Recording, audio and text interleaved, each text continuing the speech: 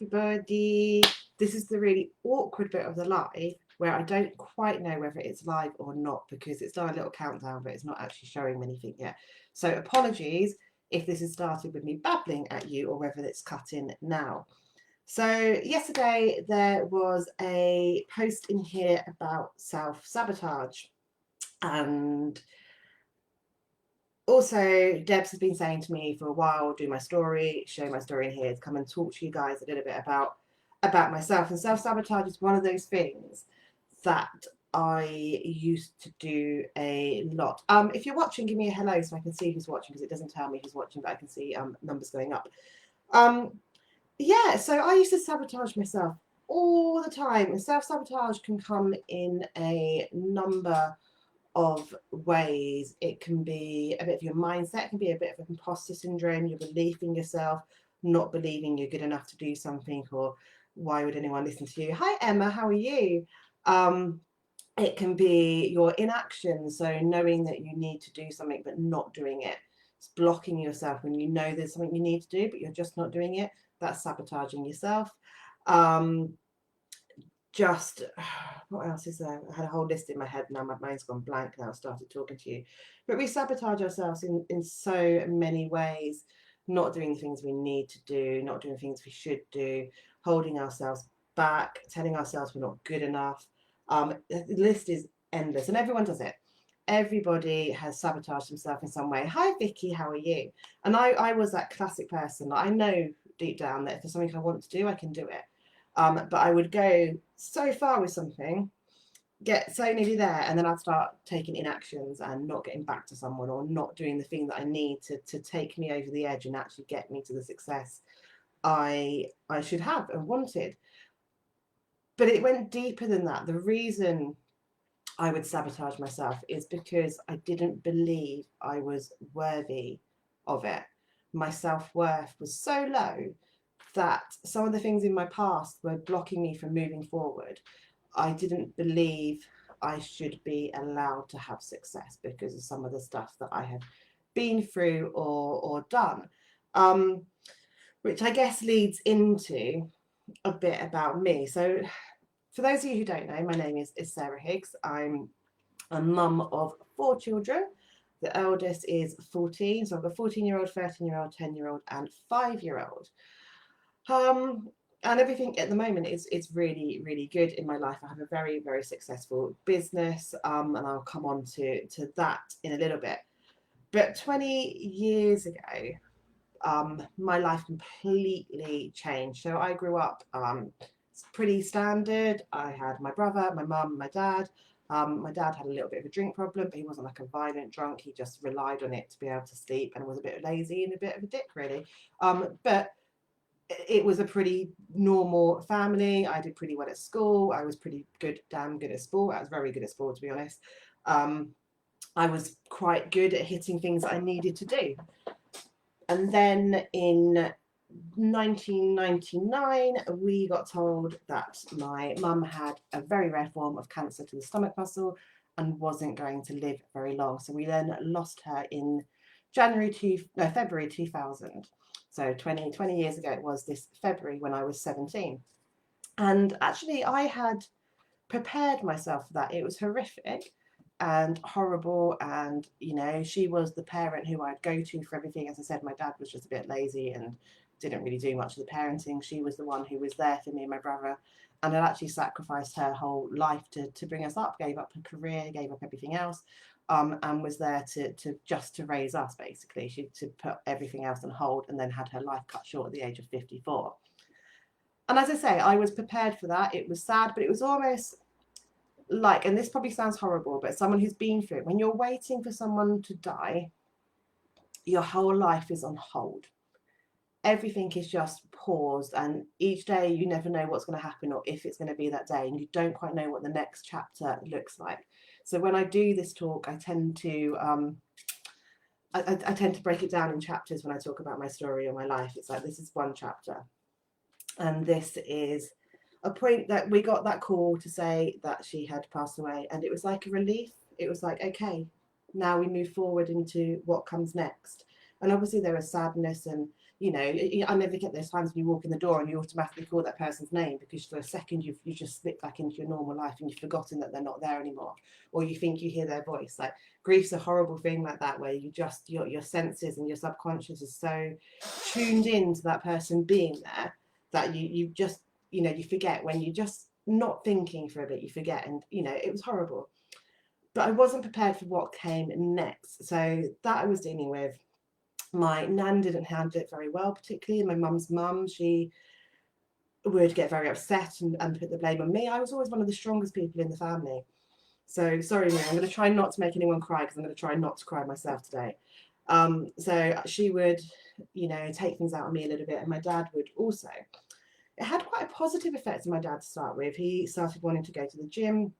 He gave up alcohol, and I was very much part of that. We became quite close. I would help him. I'd get up at 5:30 on a Monday morning despite being hungover. We'd go to the gym. We'd go swimming. You know, it was all very healthy and very part of that. And then he started online dating, and he met this person that I didn't overly like. But was fine. I supported it until he said he got engaged, and I was like, it's a bit quick. If I'm honest, Dad, like, what would you say if I came back after 3 months of seeing someone and said I'm wanting to get engaged? Like, I think it's a bit quick. And at that point, I was completely shut out of everything. I was going slightly off the rails myself, if I'm honest. I was drinking more. I was getting slightly into drugs and going down a difficult path. He then sold the house that I lived in. I was forced to move out. I moved in with a boyfriend. We moved down to London. He was 10 years older than me. And if I'm honest, I only ever really liked him as a friend. And I somehow had fallen into this relationship and then sort of needed it for the stability. I was taking more and more hardcore drugs at that point, and it was difficult. Moved to London, realised I was accidentally pregnant as well. Decided that that really wasn't a good idea at the moment, had a termination, woke up from that to discover my best friend at the end of my bed. And I was like, that's weird, I haven't even told you I'm here, what's going on? And her mum, bless her, had had a massive brain aneurysm and was in the ward next door, and she had bumped into my boyfriend and found out I was there. The next day, her mum passed away, and I got up and found out a 20-year-old who was a really close family friend to my boyfriend's family had had a massive heart attack and passed away as well. And that was the straw that broke me. With everything I'd been through, it all been just carry on, just keep moving, just whatever. And that was the point I had my first ever panic attack. And that spiraled into panic attack after panic attack after panic attack. My mental health just plummeted. I would catastrophize everything. Every time my boyfriend left the house, I thought he was going to get hit by a car or die, and would just have this horrible life-consuming panic. But because it was all physical symptoms as well, I was constantly tensing everything. So I was in constant pain from pulling muscles, and just really, really in a very bad place. Luckily, I had done a little bit of psychology when I was at sixth form. I got kicked out of sixth form twice, by the way. I was trying to do that around my mum passing away and everything else, and just went off the rails. So I did end up getting kicked out of sixth form twice. But from the small part I was there, we did do some psychology, and I had covered a bit of depression. So I knew I needed to get help alongside the drug. So I demanded from my GP that I got counselling alongside antidepressants and alongside diazepam, just to stop me tensing every muscle and stop the panic attacks. And 2.5 years later, I had managed to sort out all my mental health problems and got brave enough to leave the relationship that I'd been stuck in.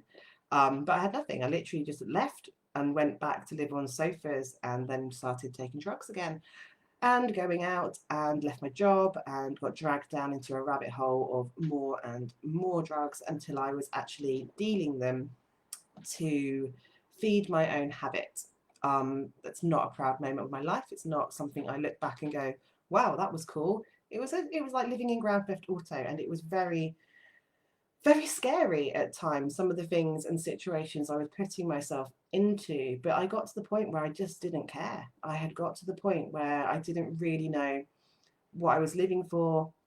I couldn't get a job back in the small town that I was from, and I just had no idea. In fact, I got to the point where I wanted to go to prison, because at least if I came out, then I had some stability. And luckily that didn't happen. Unfortunately, the person I used to deal with did get caught. And it was one of those sliding door moments that, you know, I have no idea to this day, I have no idea why I wasn't out that night, why I wasn't out, why I wasn't with him. Um, Not a clue what went through my head, because I never stayed in. I was out every night. I was very much out and about rather than try and be in. Um, and I didn't go out that night. And he got caught and went down for 3 years. And I got away with nothing. Um, and it was one of those moments that could have changed my life in a completely different way. But it was enough to give me a bit of a wake up call, actually. And luckily for me, my brother was living up here in Leamington Spa in the Midlands and said, come and stay with us. We've just had a new baby. We could do with some help. Come up here and stay.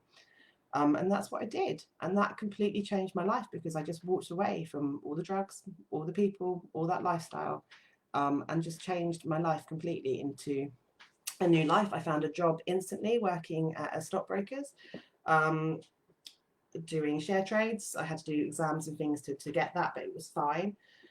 And started to rebuild my life in a much better way. I met my now ex-husband, so I had our children, and turned my life around.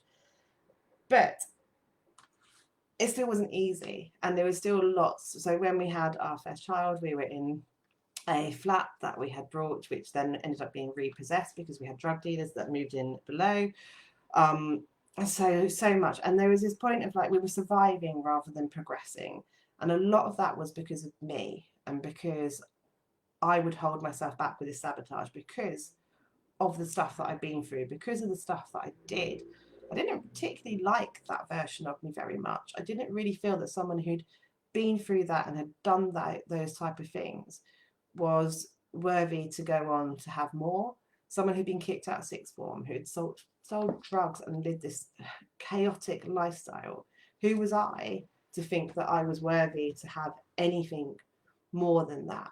And for years, it held me back, massively held me back. But I started to work on myself, and I started to take positive actions and clock. So the first thing was becoming aware of it, realizing the pattern that I would start something, get so far of it, and then let it crash back down again. Um, you know, it was a pattern that I was seeing in my life that I was doing over and over again. So I clocked it, and that was the biggest thing. So if you feel that you're one of those people that is doing lots of work but it's never quite getting there, have a look and go, actually, am I at some point sabotaging this in some way? Because that is definitely one of the things I did, and actually clocking it was the key thing.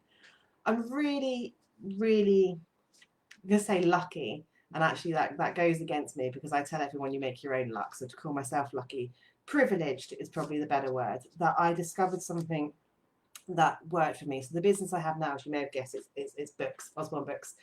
And I went into that not wanting a business, not looking for anything to do, but just something for me and to get cheaper books for our kids. My children all love to read. But I went to an event and something stuck with me and made me go, actually, maybe I could do more with this. And from then, I've gone from strength to strength. I haven't got my awards in here at the moment, but I became a top earner in the company for the last 2 or 3 years straight, I think. I won't have that title this year because I've split up with my husband, and the life this year goals have been very different. I still earn a very decent amount of money. I've become top recruiter out of the whole of Europe, top leader out the whole of Europe. Been on many travel incentives. I have a team of 1,000. Marie is one of the leaders in that team who's watching. Hi, Marie.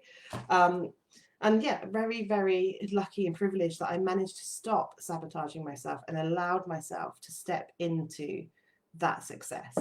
And part of the things that I've done to do that, I have a list of top 10 tips, and these are some of the things that I do to stop myself sabotaging myself. And I wanted to just share those with you just in case they help. And obviously this was a conversation we had yesterday. It feels really weird doing this not in my group. Like I've done things like this quite a lot with people that I know. So I appreciate the fact that there's 7 of you who may not even know me who are actually listening to this.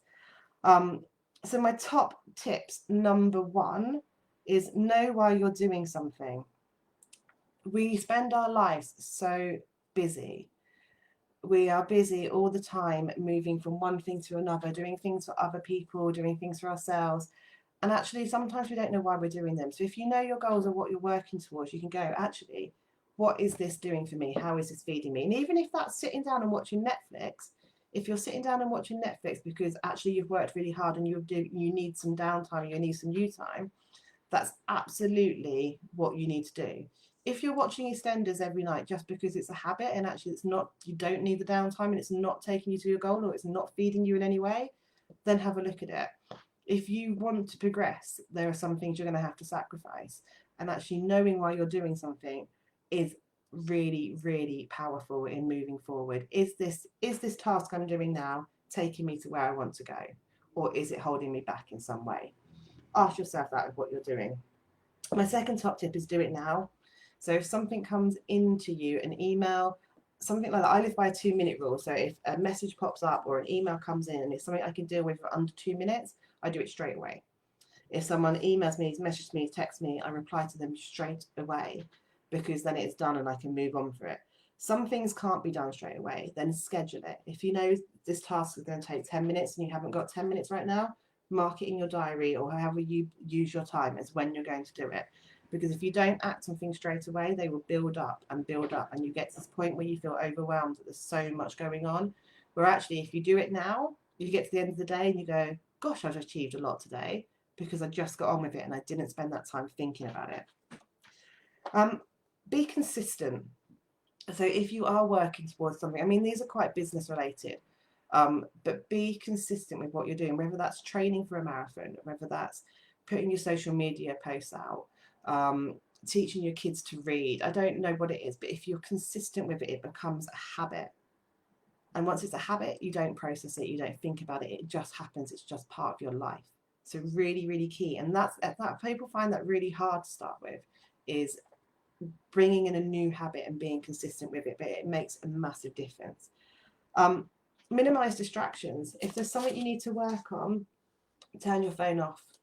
Focus on the thing that you need to do at that time. I have my phone on silent. It's actually on do not disturb 24/7. My phone does not beep at me, vibrate at me, ring at me, or make any noise whatsoever. I check it, and if there's messages, I get back to it. But I want to be in control of my time rather than external. I wish I hadn't picked it up now because I've just seen loads of messages and things.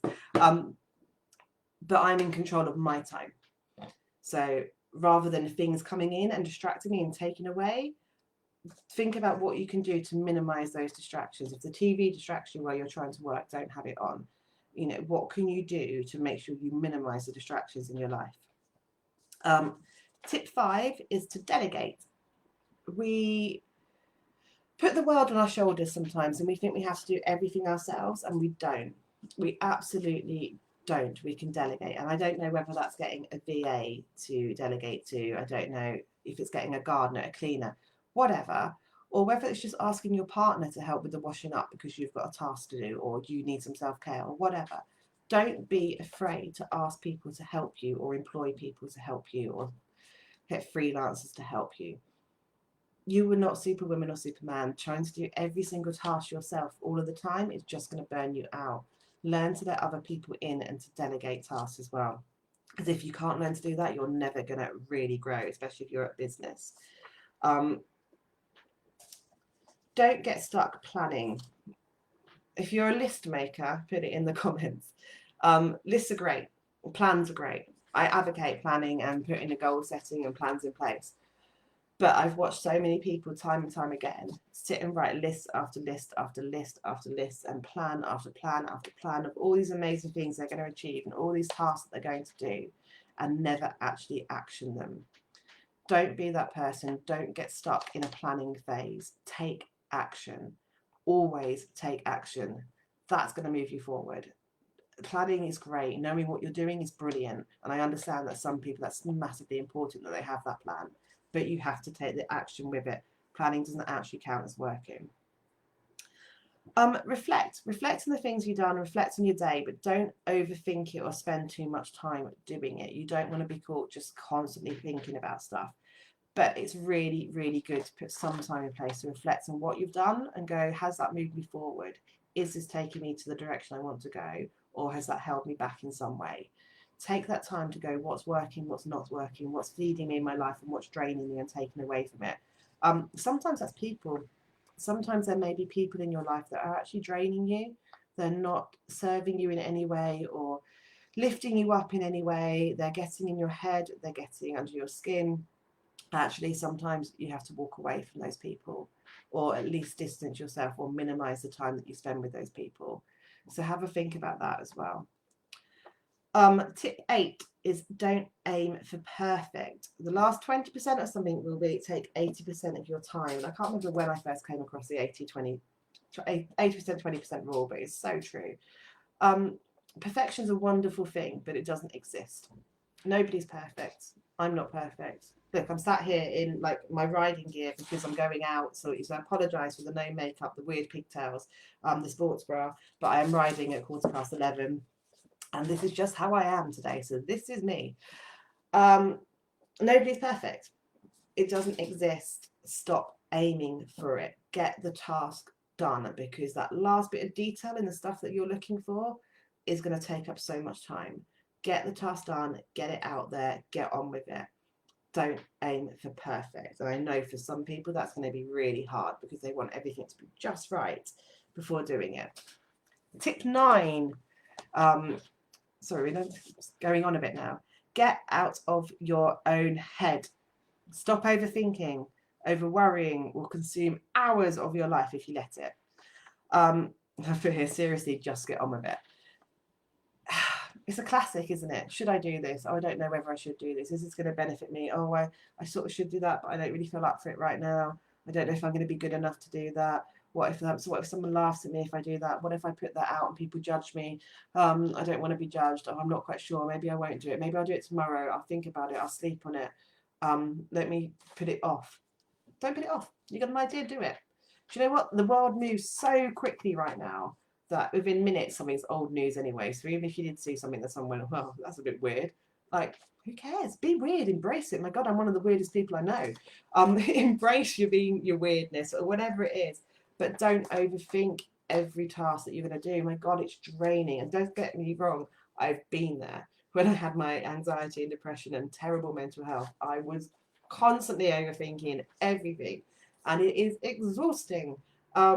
Just do. Just do. Get out of your own head and get on with it. And 10, my last tip, and probably the most important, is be kind to you. The wording that you use to yourself, the way you treat yourself is so powerful. Be kind to yourself. No one else has walked in your shoes. No one else knows what you have been through.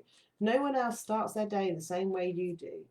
You are incredibly amazing just how you are right now. No matter what life is like for you, you're incredible and you're amazing. And you deserve to be kind to yourself. Not perfect. Nobody's perfect. Be kind, appreciate what you are, what you have, and be nice to yourself. There's no one is Superman, Superwoman. You can't do it all. If you don't achieve what you expected to be kind to yourself. So yes, if you fail, doesn't matter. Be kind to you. Keep going. Honestly, it will change your life. Everyone talks about the need to love themselves, don't they? And that's not always easy to sit here. We've all got faults and we all see our flaws. And if someone points something out that's a bit negative, that can sit on our minds and we go, oh, I'm such a horrible person, or whatever that is. But we're not. Every single one of us is absolutely incredible, myself included. That's hard to say. So that's my top tips on sabotage. And that's a little bit about me. I guess the point of this is to say, always have hope, always know that you can go on to achieve whatever it is you want to achieve. I'm incredibly lucky and privileged now that I have an amazing income. I work when I want, part-time hours. I get to come to my own office. I get to have 4 children. I get to leave work to go and have a riding lesson. I get to have a pony for my daughter. And I've done all that despite being kicked out of sixth form twice, despite having 2 addictions to cocaine, despite being pretty much living on sofas without any type of proper address and selling drugs to survive and to feed my own habit, despite having huge mental health issues and challenges that I've had to overcome and not having parents in my corner. So I don't have anything to do with my dad anymore. I've missed that part out actually. When he sold the house and moved away, 0 contact. He doesn't speak to anyone in my family. Last time I saw him was at his mum's funeral, and that was years and years ago. Nothing. I don't have parents anymore. One would have done anything to still be here, and one chose to walk away. That was hard to get over and hard to accept, but you know what? I did, and I wouldn't change my life in any way, shape or form now, because I've created it to be how I want it to be. So don't sabotage yourself today. I did this in my group with my team a while ago. We put a date in the diary and we said we declare this Thursday no sabotage day. That no one is allowed to sabotage himself in any way. You're just going to get on with the task and do the things that you need to do. Try and have a day like that where you don't sabotage yourself at all, where you just go out, you don't overthink, and you just get on with your life. I hope that's helped in some way. I hope I haven't just embarrassed myself completely or made myself look like a fool. But I truly hope you have an incredible day, everybody, and I will catch you all soon. Love you. Bye bye. Oh, there's more comments. Hold on. I've just realised it hasn't been. Not believing you to serve you. I know you. So true. Oh, sorry, I missed all of these. I didn't realise I didn't scroll down. Winging it's all right. Yep. End of each day. Just fucking do it. Yep. Thank you, ladies, and thank you for sticking by and watching me. I will catch up with you soon. Love you. Bye bye.